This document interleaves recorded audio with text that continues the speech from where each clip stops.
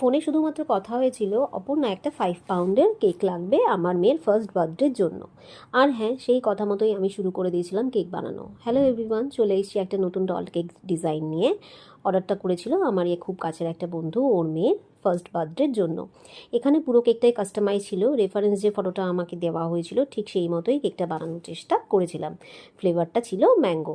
সত্যি বলতে এর আগে এর থেকেও অনেক বড় কেক আমি বানিয়েছি, মানে 10 পাউন্ড অবধিও কেক আমি বানিয়েছি, কিন্তু সেগুলো টায়ার কেক ছিল বলে এতটা প্রবলেম হয়নি। বাট এই কেকটা পুরোটাই ছিল 5 পাউন্ডের ওপর টল শেপের। ফার্স্ট টাইম একটু ভয় লাগছিল, কিন্তু আমি ভেবেই নিয়েছিলাম যে আমি এই কাজটা করব। নতুন এক্সপিরিয়েন্স হওয়ার জন্য বা নতুন নতুন কিছু ট্রাই করতে সবসময়ই আমার ভীষণ ভালো লাগে।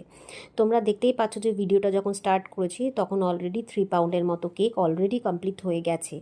একটু হ্যাসেল লাগছিল করার সময়, বাট লাস্ট অফ অল যখন পুরোটা কমপ্লিট করার পর সত্যি ভালো লাগছিল। অ্যাকচুয়ালি আমরা যারা ক্রিয়েটিভ নতুন নতুন জিনিস বানিয়ে থাকি তারা বুঝতে পারি যে একটা নতুন জিনিস বানানোর পর নিজের কাছেই কতটা ভালো লাগে। একটা কেক স্পঞ্জ বানানোর থেকে final icing, decoration all total complete করার পর যখন একটা সুন্দর পারফেক্ট লুক আসে, তখন সত্যি বলতে নিজের কাজের উপরই নতুন করে একটা ভালো লাগা তৈরি হয়। আর এই ছিল কেকের ফাইনাল লুক। কেমন লাগলো তোমরা অবশ্যই জানিও। সুস্থ থেকো, ভালো থেকো। ভিডিওটা ভালো লাগলে অবশ্যই একটা লাইক আর কমেন্ট করো।